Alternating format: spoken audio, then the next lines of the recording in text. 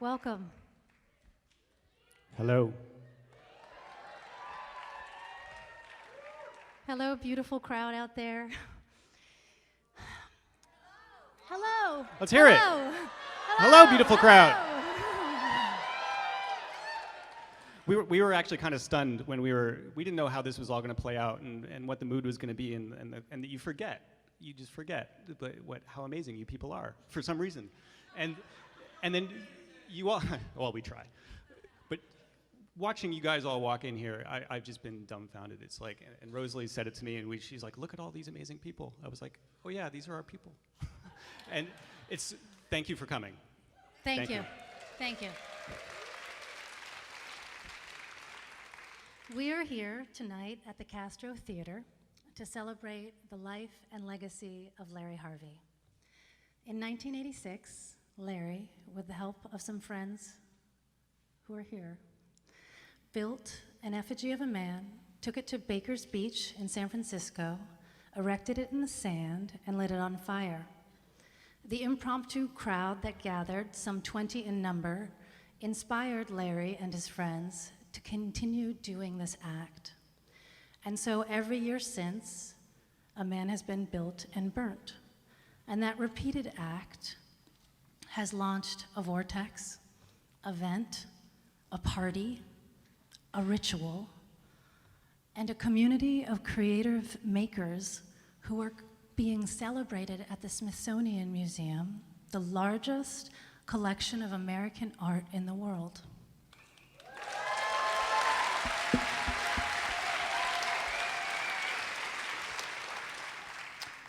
On April 28th, 2018, Larry Harvey left his physical body. It's July 14th, 2018, and there have been many hugs and many bonfires, and there'll be many more. Tonight is a night for stories. Archbishop Desmond Tutu has a saying, "A person is a person through other persons." It's an Ubuntu saying, and what does it mean? A person is a person through other persons. Well, I think it means that when you're depressed and lonely and feeling sad, you think that what you do doesn't have any impact on anyone else. You think you live in a vacuum, and you think you're powerless, when in fact, it's the exact opposite. We are all completely interconnected, and the more we connect and the more we acknowledge our connections, the more we realize our full potential as human beings.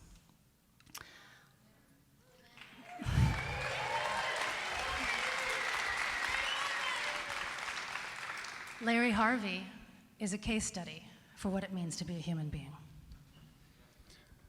Not only that, Larry gifted that vision he had of the importance of human connection and the realization of human potential. He gifted us the opportunity to really walk into that and realize it. And he created an amazing context, an amazing crucible in which we could all connect with each other and realize our fullest self-expression. And we are here tonight to celebrate his life and legacy and really to thank him for everything he did and to make the promise that this is our time from here on out to own that ourselves and honor what he did and created for us in order to be able to continue it, extend it, and make it even more powerful than it's ever been. I want to share a quick story. Yes, you can share that. Please do. I want to share a quick story. At the GLC, the Global Leadership Conference, a few years back, Larry, I think, was prescient. There was, this was the time when we were about to transition Burning Man into a nonprofit, which was effectively gifting this whole organization and the whole community to us, the community. And at that GLC, he wore his iconic hat. This is not the actual hat, but this is a sample. I wouldn't do that. He wore his iconic hat, and the speech he gave to the whole gathering of the leadership from around the world, the regionals. He talked about the importance of his hat, the symbology of it. This became an icon for Burning Man. It became an icon for Larry, and he wore it in honor of his father. And everyone who knew Larry knew him as that guy in the hat. And we were all sitting there wondering, what the hell is he doing? What's he talking about his hat for? Where's this going? And at the end of the speech, he took his hat off and said, I'm paraphrasing more or less, "This is for you." Like he was handing us the hat and passing it on, passing the torch of Burning Man and what it holds, and realizing that what he's created has expanded in such a massive form and has become so spread around the world, and its seeds have been planted in so many different places that he could walk away from the hat and give it to us and trust us to keep it going. So he took that hat and he threw it into the audience. And I was sitting there and it came right at me.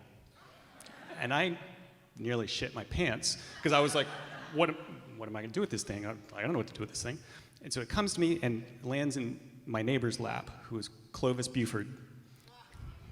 For those of you who know Clovis is awesome. Clovis is one of the regional representatives from Austin, Texas. He caught the hat, and in an inspired moment, he put it on his head, and everybody cheered. And then he took it off, and he threw it again. And it was one of the most beautiful things I've ever seen. I just looked at him, I was just like, how the hell did you think of doing that? Oh, you're awesome.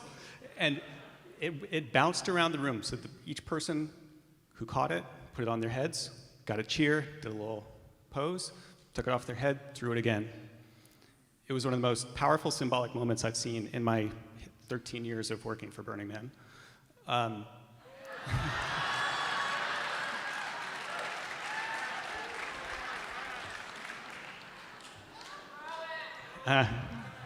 No, this is like Chekhov. We put the gun on the stage. Trust me. It was an incredibly powerful moment and symbolic of Larry, again, passing this to us. And so that's what we want to really explore tonight, as well as his life and legacy.